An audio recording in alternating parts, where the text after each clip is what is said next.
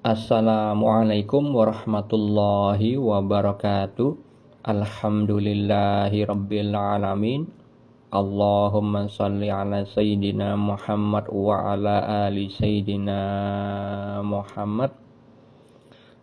Pagi ini saya bagikan kisah seorang salik atau seorang murid yang meniti jalan suluk di akhir zaman ini, yang menanyakan perihal makom asbab dan makom tajrid kepada mursyid spiritualnya, padahal dia itu masih belum lulus, terlalu terburu-buru. Ibarat orang yang baru melamar pekerjaan, usaha melamar kerja kepada sebuah perusahaan, belum tentu diterima, tapi sudah sibuk memikirkan jabatan-jabatan apa yang akan diraih oleh dirinya di dalam sebuah perusahaan tersebut. Ibarat seperti itu. Alasan dia menanyakan makom tersebut kepada mursyidnya adalah karena dia itu dulunya melamar pekerjaan susah sekali. Kemudian ada kalanya ketika diterima di sebuah perusahaan, dia itu bekerja, tapi dia itu sulit beribadah, cenderung bermaksiat seperti minuman keras. Juga pernah berbisnis, buka usaha sendiri tapi bangkrut. Ketika ada bisnis yang lancar tapi usahanya itu haram. Nah, itulah alasan seorang salik atau murid itu bertanya makom asbab dan makom tajrid kepada mursyid spiritualnya. Kalau alasan seperti itu, maka tidak mutlak orang itu harus menanyakan makomnya, karena hal itu memang sudah menjadi hal umum, kejadian di semua lini kehidupan manusia. Ada orang yang melamar pekerjaan sulit banyak sekali. Sekarang S1 juga banyak sekali yang nganggur. Apakah itu harus menanyakan makom asbab atau makom tajrid? Ada juga orang yang bekerja di sebuah perusahaan, bahkan pemilik perusahaan sekalipun itu bangkrut. Ketika corona tempo hari, banyak perusahaan besar bangkrut.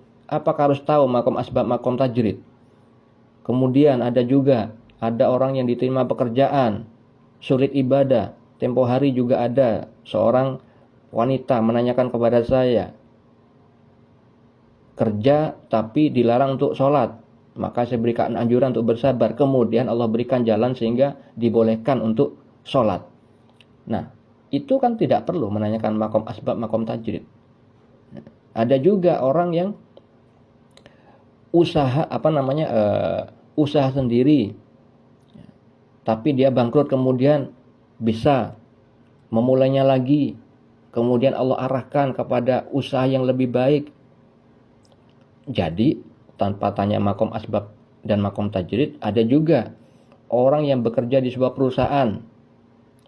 Dia itu memang sering bermaksiat juga, tapi kemudian taubat. Jadi, alasan yang dipakai untuk seorang salik bertanya kepada mursyidnya itu tidak tepat, karena hal itu sudah umum terjadi pada semua masyarakat, kecuali Rasulullah SAW yang dimaksum dari dosa. Karena apa? Allah sudah berfirman di dalam sebuah hadis tentang manusia itu sering berbuat salah. Dijelaskan di dalam hadis riwayat Muslim nomor 6737, Rasulullah bersabda tentang Allah berfirman, "Wahai hambaku, sesungguhnya kalian berbuat dosa di waktu siang dan malam, dan aku mengampuni dosa-dosa itu semuanya, maka mintalah ampun kepadaku, pasti aku mengampuni kalian." Nah, itu firman Allah yang menjelaskan bahwa semua manusia itu berdosa siang dan malam. Maksudnya adalah sering berbuat dosa. Seperti yang dijelaskan seorang salik tadi, itu menyebutkan dosa-dosa yang pernah dibuatnya. Tapi bukan berarti dia itu perlu menanyakan makomnya, apalagi masih dalam perjalanan, apalagi masih muda. Sedangkan alim ulama kita sudah menjelaskan rahasia di usia 40, yang mana itu berkaitan dengan firman Allah tentang usia 40 itu akan dimampukan oleh Allah bertaubat, dan ibadah-ibadah baik lainnya. Nah, itu tentang usia kematangan spiritual. usia 40, seperti hanya Nabi Muhammad SAW itu diutus menjadi Rasul Allah di saat usia 40, sedangkan pemuda yang menanyakan kepada mursyid spiritualnya masih usia 26, belum genap, masih baru mujahadah, lalu keburu menanyakan makom-makom atau kedudukan. Nah, perlu diperhatikan bagi semuanya para salik yang menuju suluk, yang melakukan riyadoh, melakukan mujahadah, mendekati diri kepada Allah. Ingatlah yang dikatakan Syekh Ibnu Athaillah As-Sakandari, seorang wali Allah yang tinggi kedudukannya di sisi Allah. Di dalam kitab Al-Hikam beliau menjelaskan agar apa?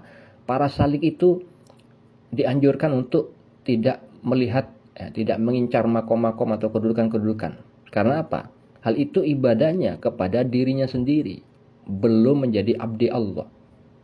Nah, itu anjuran beliau adalah berkaitan dengan firman Allah di dalam surat Al-Bayyinah ayat 5. Pada surat Al-Bayyinah ayat 5 Allah Ta'ala berfirman, padahal mereka tidak disuruh kecuali supaya menyembah Allah dengan memurnikan ketaatan kepadanya dalam menjalankan agama yang lurus, dan supaya mereka mendirikan sholat dan menunaikan zakat, dan yang demikian itulah agama yang lurus.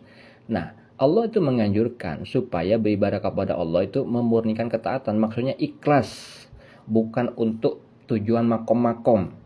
Nah, kalau misalkan tidak perlu menuju makom-makom, maka apa gunanya menanyakan hal itu, apalagi masih usia sangat muda. Karena usia muda itu masih mudah terjerumus kepada hal-hal maksiat. Bukan saja maksiat itu adalah perbuatan keji, melakukan yang haram seperti minum minuman keras, tetapi perbuatan maksiat itu bisa di dalam hal ketaatan. Nanti kalau tahu kedudukannya di sisi Allah padahal usianya belum cukup, bisa jadi terjerumus kepada kemaksiatan dalam ketakwaan, merasa punya kedudukan lalu congkak, sombong, merasa takabur dan segala macam. Nah, itulah anjuran dari Syekh Ibnu Athaillah As-Sakandari kepada para salik yang belum wusul kepada Allah. Nah, kalau misalkan sudah ikhlas lillahi ta'ala, nantinya Allah sendiri akan memberitahu, baik itu melalui mursyidnya tanpa ditanya atau kepada dirinya, sehingga dia sudah memahami keadaannya. Tapi perlu diketahui juga tentang makom asbab dan makom tajrid. Makom asbab itu adalah orang yang ditakdirkan oleh Allah mendapatkan rezeki dari Allah melalui perantara, pekerjaan, dan hal yang lain. Kemudian makom tajrid, orang yang mendapat rezeki dari Allah itu tanpa bekerja, yang mana kedudukan ini dimiliki wali-wali Allah yang kedudukannya tinggi, bukan orang biasa. Jadi kenapa mendapat rezeki tanpa bekerja? Karena ada tugas lain dari Allah. Orang yang dijadikan walinya Allah, jubirnya Allah, juru bicaranya Allah itu sibuk dengan menegakkan syariat Islam, sibuk mengajarkan tentang jalan menuju kebaikan, menuju kehidupan dunia dan akhirat yang selamat, meneruskan perjuangan Nabi Muhammad SAW yang diutus oleh Allah mengeluarkan manusia dari kegelapan menuju cahaya terang benderang, menuju jalan Allah, menuju jalan ma'rifatullah. Nah, orang seperti itu yang di makom tajrid.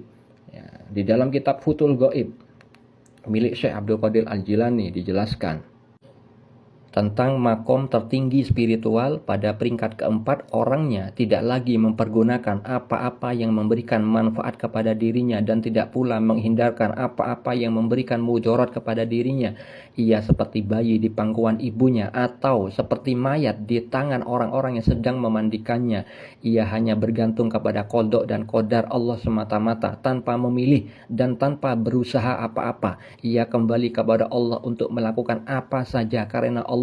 Ia tidak mempunyai apa-apa lagi. Kadang-kadang Allah memberinya kesusahan dan kadang-kadang memberinya kesenangan. Kadang-kadang ia kaya dan kadang-kadang ia miskin papa. Ia tidak mau memilih atau menginginkan suatu posisi atau pertukaran posisi. Sebaliknya, ia ridho dan senang hati kepada apa saja yang diperbuat Allah terhadapnya. Inilah peringkat terakhir dalam pengembaraan kerohanian yang dicapai oleh para abdal dan aulia. Intinya, orang di makom tajrid, ciri-cirinya tidak menginginkan apapun, tidak memilih, tidak berusaha, tetapi dipilihkan oleh Allah. Dia suka, cinta terhadap apapun keputusan Allah terhadap dirinya. Itulah para wali Allah di makom puncak tertinggi. Assalamualaikum warahmatullahi wabarakatuh.